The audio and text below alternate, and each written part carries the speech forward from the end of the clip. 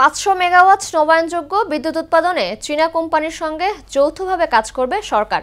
এর অংশ হিসেবে জামালপুরের যমুনার চরাঞ্চলে নবায়নযোগ্য 100 মেগাওয়াট ক্ষমতার বিদ্যুৎ কেন্দ্র গড়ে তুলতে চুক্তি সম্পন্ন হয়েছে।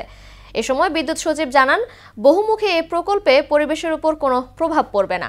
আর প্রিপেড মিটারের ভোগান্তি নিয়ে কমিটি গঠন করে আদালতকে অবহিত করা হবে বলেও জানান তিনি। মনিরুল ইসলামের রিপোর্ট। বিদ্যুতে ভর্তুকি কমাতে দেশের বিভিন্ন স্থানে নবায়নযোগ্য জ্বালানি ভিত্তিক 500 মেগাওয়াট ক্ষমতা সম্পন্ন বিদ্যুৎ কেন্দ্র নির্মাণ করার উদ্যোগ নিয়েছে সরকার। ইতোমধ্যেই জামালপুরের মাদারগঞ্জে 100 মেগাওয়াটের বিদ্যুৎ কেন্দ্র নির্মাণে China national machinery import and export corporation চুক্তি সম্পন্ন করে।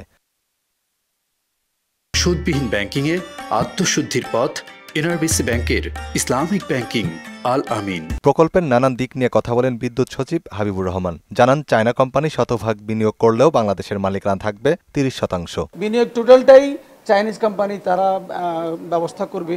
আর বিএর পাওয়ার জেনের ইকুইটিতে 30% আর চাইনিজ কোম্পানি 70% ইকুইটি পার্টিসিপেট করবে। 30 বছরের জন্য এই জয়েন্ট ভেঞ্চার এবং প্রকল্পটা বাস্তবায়িত হবে। তো 30 বছর পরে এই প্রকল্পের আওতায় এই জায়গাগুলো খুব অস্থায়ী জায়গা, ভেঙে ভেঙে যেত। আমরা এই প্রকল্প বাস্তবায়ন করার ফলে 30 বছরের পরে কিন্তু এই জায়গাটা ডেভেলপড একটা জায়গা সরকারের থেকে যাবে। সাংবাদিকদের এক প্রশ্নের জবাবে সচিব বলেন, প্রিপেড মিটারের ভোগান্তি নিয়ে কমিটি গঠন করে আদালতকে অবহিত করা হবে। কথা বলেন মিটার চার্জ নিয়েও। আমরা কোর্টের রুল নিশি পেলে সে আলোকে যদি কমিটি গঠনের নির্দেশনা থাকে, কমিটি গঠন করে এটা কোর্টকে অবহিত করব। তবে এমনি আপনাদের উদ্দেশ্যে আমরা এখন বলতে চাই যে আসলে এই স্মার্ট প্রিপেমেন্ট মিটার বাস্তবায়নের উদ্দেশ্য হচ্ছে মানুষকে হয়রানি থেকে বাঁচানো, নতুন করে হয়রানির সৃষ্টি না।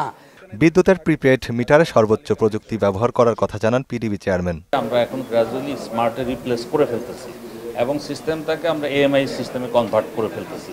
তো এটা যখন 100% হয়ে যাবে এবং অলরেডি বিভিন্ন জায়গা থেকে এটা চালু হয়েছে। বিদ্যুৎ সরবরাহের জন্য প্রয়োজনীয় যন্ত্রপাতি, মালামাল এবং অবকাঠামো নির্মাণ ও রক্ষণাবেক্ষণের খরচ বাবদ ডিমান্ড চার্জ গ্রাহককেই দিতে হবে বলেও জানান তারা। বাকি 400 টাকা হলো এই যে সময়ের আমাদের লাইন রেন্ট, ভ্যাট, এগুলো আর কি। মনিরুল ইসলাম, মোহনা সংবাদ, ঢাকা।